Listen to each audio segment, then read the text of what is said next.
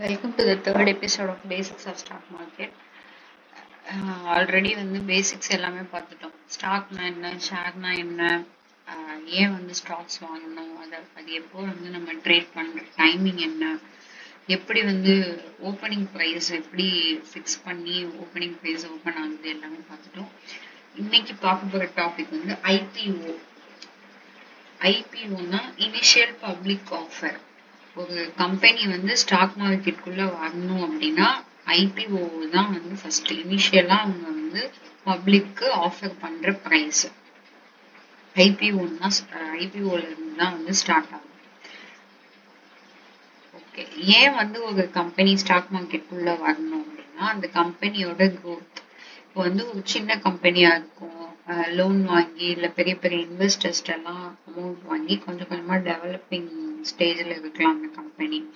இப்போ ஒரு இடத்துல மட்டும் இருக்கலாம், அதை குளோபல் லெவல்ல எல்லா சைடும் கொண்டு போகணும்னா அதுக்கு ஏத்த மாதிரி கேபிட்டல் வேணும். இல்ல அந்த கம்பெனி வளர்றப்போ புது புது ப்ராடக்ட்ஸ் ஐடியாஸ் எல்லாம் டெவலப் பண்றதுக்கு அதுக்கெல்லாம் கேபிட்டல் தேவைப்படும்.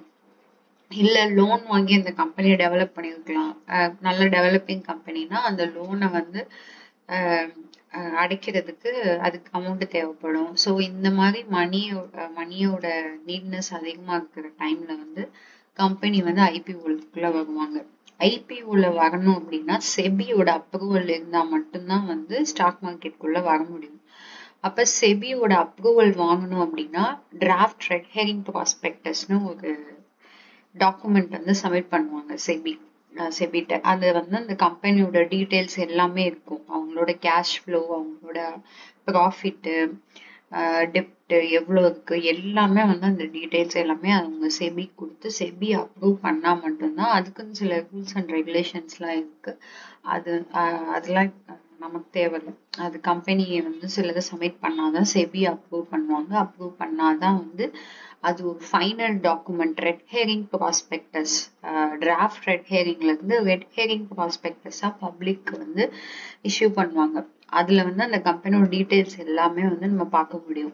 எந்த பிரைஸ்க்கு நமக்கு கொடுக்க போறாங்க, ஆஃபரிங் பிரைஸ் என்ன இது பண்றாங்க எல்லாமே நம்ம அதுல பார்க்க முடியும்.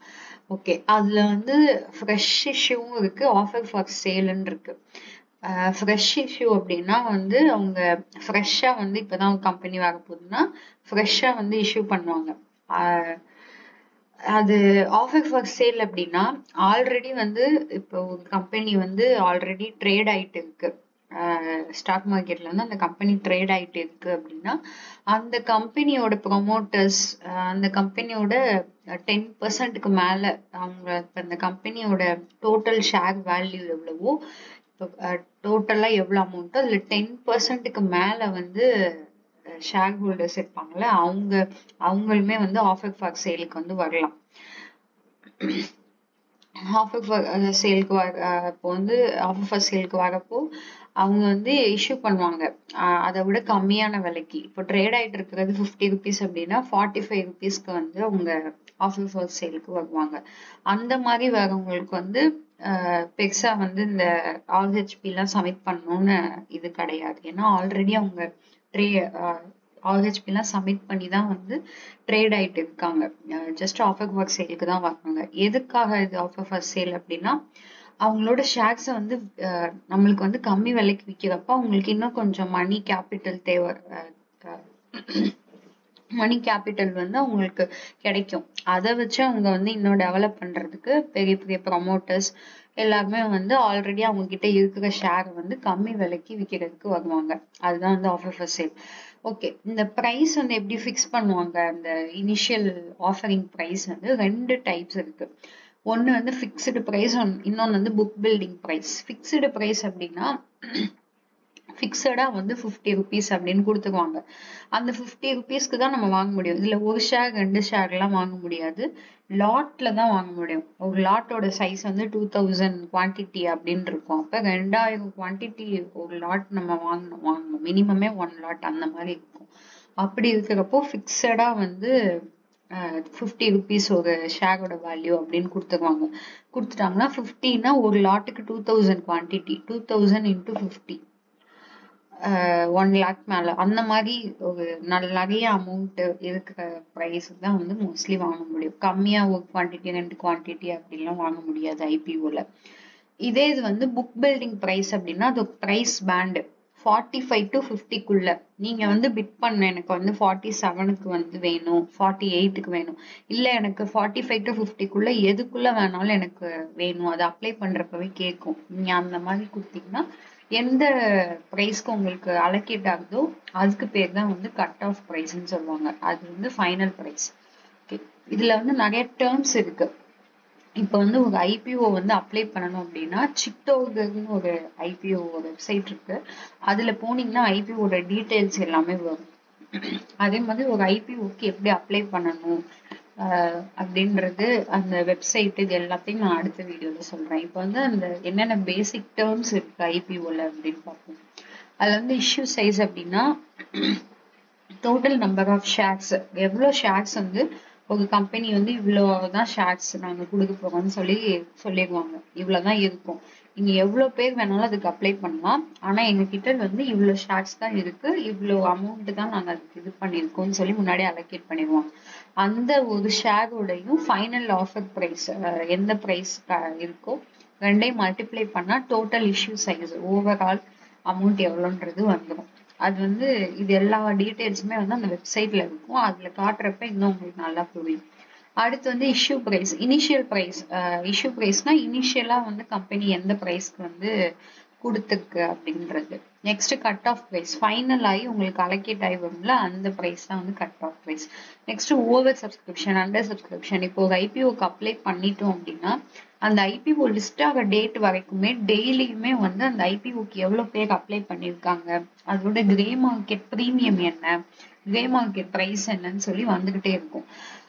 அதுல வந்து பாத்தீங்கன்னா ஓவர் சப்ஸ்கிரைப்டுன்னு இருக்கும். ஓவர் சப்ஸ்கிரைப்ட் ஆஃப் 10 times அப்படி இருக்கும். அப்படின்னா நீங்க வந்து அவங்க வந்து ஒரு 100 ஷேர்ஸ் தான் கொடுத்துருக்காங்க அப்படின்னா அதை விட 10 times அதிகமா 1000 இதுக்கு வந்து உங்களுக்கு 100 into 10 1000 பேர் வந்து அதுக்கு அப்ளை பண்ணியிருக்காங்க அப்படின்னு அர்த்தம்.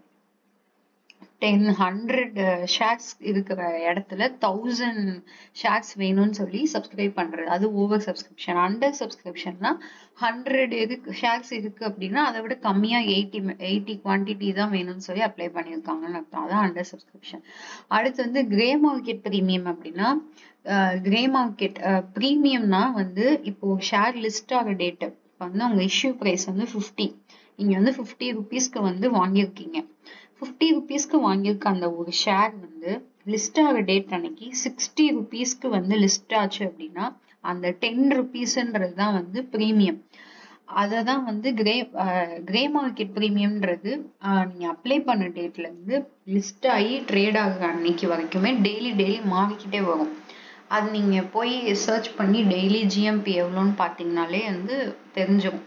இப்போ வந்து 50 rupeesக்கு இருக்கிறது ஃபர்ஸ்ட் டே அப்ளை பண்ணி அடுத்த நாள் வந்து 10 rupees ஜிஎம்பி அப்படின்னு போட்டிருந்தாங்கன்னா 50ல இருந்து 10 ஆட் பண்ணீங்கன்னா 60 rupeesக்கு லிஸ்ட் ஆக டேட் அன்னைக்கு ஓப்பன் ஆகுறதுக்கான சான்சஸ் அதிகமா இருக்கு அப்படின்றத மென்ஷன் பண்றது அந்த கிரே மார்க்கெட் ப்ரீமியம். மார்க்கெட்டுக்கு வர்றதுக்கு முன்னாடியே எவ்வளவு விலை அதிகமா கொடுத்து வாங்குறதுக்கு ரெடியா இருக்காங்கன்றத இதை வச்சே வந்து நீங்க தெரிஞ்சுக்கலாம். மோஸ்ட்லி வந்து இந்த கிரே மார்க்கெட் ப்ரீமியம் படிதான் வந்து அந்த பிரைஸ்ல தான் மோர்ஆர்லெஸ் கொஞ்சம் கம்மியாகவும் கூடயாவும் அந்த பிரைஸ்ல தான் வந்து உங்களுக்கு லிஸ்டிங் டே அன்னைக்கு ஓப்பன் ஆகும்.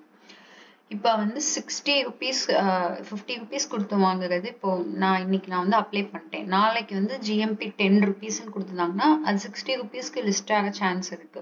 அடுத்த நாள் வந்து 20 rupees ஜிஎம்பி அப்படின்னு போட்டிருந்தாங்கன்னா 50ல இருந்து 20 ஆட் பண்ணா 70 rupeesக்கு லிஸ்ட் ஆக சான்ஸ் இருக்கு. இப்போ 70 rupeesக்கு வந்து அதுல லிஸ்ட் ஆகுறப்போ ஓப்பன் ஆகுது அப்படின்னா நீங்க ஆல்ரெடி 50 வாங்கியிருக்கீங்க. இப்போ 70ன்றப்போ 20 ப்ராஃபிட்ல தான் வந்து நீங்க அதை வந்து பார்க்க முடியும். ஸோ இந்த மாதிரி ஜிஎம்பி வந்து இதுல மெயின் ரோலா இருக்கும். இப்போ வந்து ஒரு இதுக்கு நீங்க ஐபிஓ அப்ளை பண்ணிட்டீங்கன்னா டெய்லியுமே ஜிஎம்பி பார்த்துக்கிட்டே இருந்தீங்க. இப்போ இன்னைக்கு வந்து ஐபிஓ ஓப்பன் ஆகுது, 2 days உங்களுக்கு டைம் இருக்கு அப்படின்னா நாளைக்கு ஜிஎம்பி எவ்வளோன்னு நீங்க பார்க்கலாம். பாக்குறப்போ அந்த ஆஃபர் பிரைஸை விட ஜிஎம்பி வந்து 5 rupees அதிகம், 6 rupees அதிகம், இல்ல 20 rupees அதிகம், 100 rupees அதிகம் அப்படி இருந்துச்சு அப்படின்னா அதை பொறுத்து நீங்க அப்ளை பண்ணலாம். இப்ப 50 rupeesக்கு வாங்குறத 100 rupees அதிகமா வச்சு 150க்கு வாங்குறது கூட ரெடியா இருக்காங்கன்னா மேபி உங்களுக்கு அது கண்டிப்பா உங்களுக்கு ப்ராஃபிட்ல முடியறதுக்கு சான்ஸ் இருக்கு. லிஸ்ட் ஆகுறப்போ அந்த 50 rupeesக்கு வாங்குறது 150க்கு உங்களுக்கு ஓப்பன் ஆகிறதுக்கு சான்ஸ் இருக்கு. ஸோ வந்து அதை வச்சு நீங்க வந்து அப்ளை பண்ணலாமா வேணாமான்றத முடிவு பண்ணலாம். ஆனா வந்து கிரே மார்க்கெட் பிரீமியம் படிதான் கண்டிப்பா எப்பயுமே நடக்கும் கிடையாது. கிரே மார்க்கெட்ல வந்து அதிகமா இருந்தது, ஓப்பனிங் டே அன்னைக்கு கம்மியாவும் ஆயிருக்கு. ஆனா வந்து 95% வந்து கிரே மார்க்கெட் வந்து நான் படிதான் வந்து இருக்கும்னு சொல்லி பார்க்கலாம். ஓகே, நெக்ஸ்ட் இதுல யார் யார் அப்ளை பண்ணலாம்னா ஒவ்வொருத்தருக்கும் ஒவ்வொரு பெர்சன்டேஜ் ஆஃப் ஷேர்ஸ் வந்து அலோகேட் பண்ணிடுவாங்க. 20% இவங்களுக்கு, 10% இவங்களுக்கு. நம்ம ஆல்ரெடி வந்து யார் யாரெல்லாம் இன்வெஸ்ட் பண்ணுவாங்கன்னு பார்த்தோம் ஸ்டாக்ஸ்ல. அதுல வந்து ரீட்டைல் இண்டிவிஜுவல் இன்வெஸ்டர் இருப்பாங்க, அதுல ஹெச்என்ஐ இருப்பாங்க, எல்லாமே பார்த்தோம். இங்க அதான் ஒவ்வொருத்தவங்களுக்கும் யார் யாரெல்லாம் அப்ளை பண்றாங்களோ ஒவ்வொருத்தர் செட் ஆஃப் பீப்புளுக்கும் இவ்வளவு பெர்சன்டேஜ் அப்படின்னு சொல்லி அவங்க தனியா பிரிச்சுக்குவாங்க. சரி, இதுக்கு அப்ளை பண்ணிட்டீங்க அப்படின்னா அந்த அமௌண்ட் வந்து உங்களுடைய பேங்க் அக்கௌண்ட்ல எந்த அக்கௌண்ட்ல இருந்து நீங்க அப்ளை பண்ணிருக்கீங்களோ அந்த அக்கௌண்ட்ல அதுக்கான அமௌண்ட் வந்து அப்படியே இருக்கணும். அப்படி இருந்துச்சு அப்படின்னா அப்ளிகேஷன் சப்போர்ட்டட் பை பிளாக்டு ASBன்னு சொல்லுவாங்க. நீங்க கொடுத்துருக்க அந்த அமௌண்ட் வந்து பிளாக் பண்ணி வச்சுக்குவாங்க. நீங்க அப்ளை பண்ண உடனே அந்த அமௌண்ட்டை வந்து நீங்க வேற எதுக்குமே யூஸ் பண்ண முடியாது, உங்க அக்கௌண்ட்ல பிளாக் ஆயிடும். எப்போ உங்களுக்கு அலாட்மெண்ட் வருது அப்படின்னா, சப்போஸ் உங்களுக்கு அலாட் ஆகலை அப்படின்னா அந்த பிளாக்டு அமௌண்ட்டை மறுபடியும் ரீஃபண்ட் ஆயிடும். அப்படி இல்லைன்னா உங்களுக்கு அலாட் ஆயிடுச்சுன்னா அந்த அமௌண்ட்டை வந்து அப்படியே எடுத்துக்குவாங்க. இதுல வந்து ப்ரொமோட்டர்ஸ் எல்லாருமே பார்ட்டிசிபேட் பண்ணுவாங்க. இந்த ஐபிஓல வந்து ஹெச்என்ஐ யாரு அப்படின்னு சொல்லுவாங்கன்னா 2 lakhsக்கு மேல வந்து ஷேர் வாங்குவாங்கல்ல ஹெச்என்ஐ அப்படின்னு சொல்லுவாங்க ஐபிஓல. ஐ மீன் இன்ஸ்டிடியூஷனல் இன்வெஸ்டர் இல்லாம தனியா அப்ளை பண்றவங்கல்ல 2 lakhsக்கு மேல இருந்தா உங்க ஐபிஓட ஹெச்என்ஐ சொல்லுவாங்க. இவ்வளவுதான் ஐபிஓ. இன்னும் வந்து இதை பத்தி டீட்டெயிலா பார்க்கணும்னா அந்த வெப்சைட்ல போயிட்டு அதுக்கப்புறம் எப்படி அப்ளை பண்றதுன்றத அடுத்த வீடியோல பார்க்கலாம். இதுல உங்களுக்கு டவுட்ஸ் இருந்துச்சு அப்படின்னா கண்டிப்பா கமெண்ட் பண்ணுங்க, நான் கண்டிப்பா ரிப்ளை பண்ணுவேன். தேங்க்ஸ் ஃபார் வாட்சிங்.